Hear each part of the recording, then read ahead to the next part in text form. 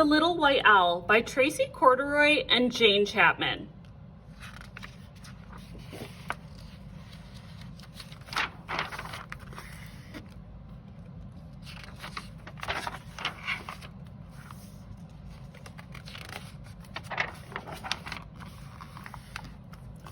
Once there was a little white owl who lived by himself in the snow. He didn't have a mommy, he didn't have a daddy, he didn't even have a name.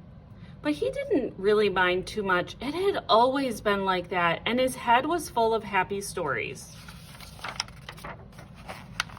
Sometimes he was a brave white knight, and sometimes he was a snowflake. Sometimes he was a rocket blasting off to the moon. And every night at bedtime, he sat on his favorite branch, nibbling toast spread with strawberry jam and counting the stars by himself. Then one day he looked at the big blue sky that stretched on and on forever. "I wonder what's out there," said the little white owl. So he packed his teddy and his clock. It was time to see the world. For days, the little white owl flew over turquoise oceans and deserts of gold.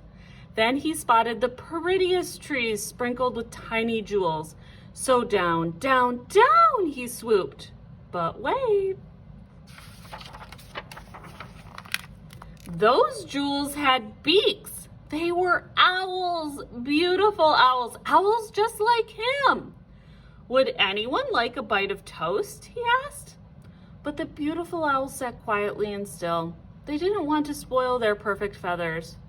"How very plain you are," ground the green. "No colors at all," sniffed the dotty red. "You don't belong with us. Go away." "But I do have colors," cried the little white owl. "Here in my heart, and bumping up and down in me are lots of happy stories. I'll share them with you if you want me to." The owl sat and thought. Then, sighed the blue, "a story might help pass the time." "Fine, but just one," said the flowery pink with a yawn.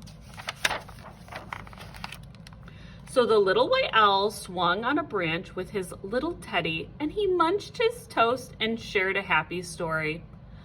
"Ah," breathed the blue owl dreamily when the little white owl had finished. The other owls all glared at her. "Oops, sorry," she blushed.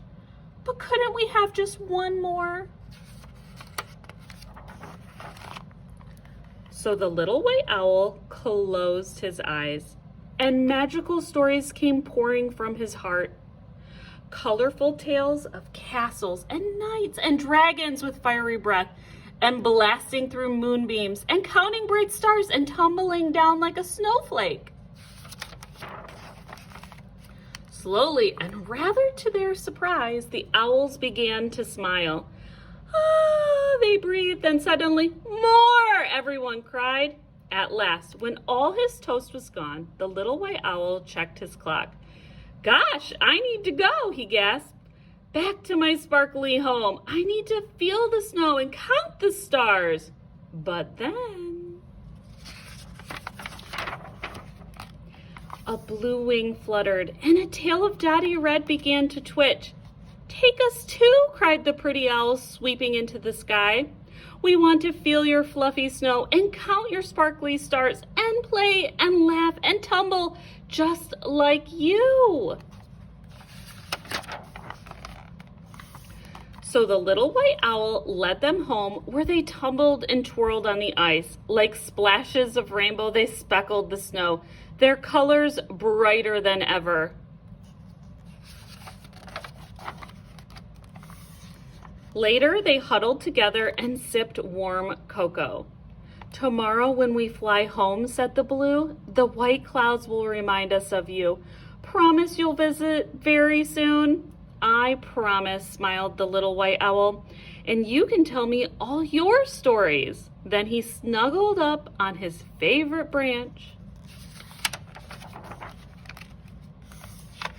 and soon was dreaming happy dreams as a huge silver moon lit the deep dark sky that stretched on and on forever.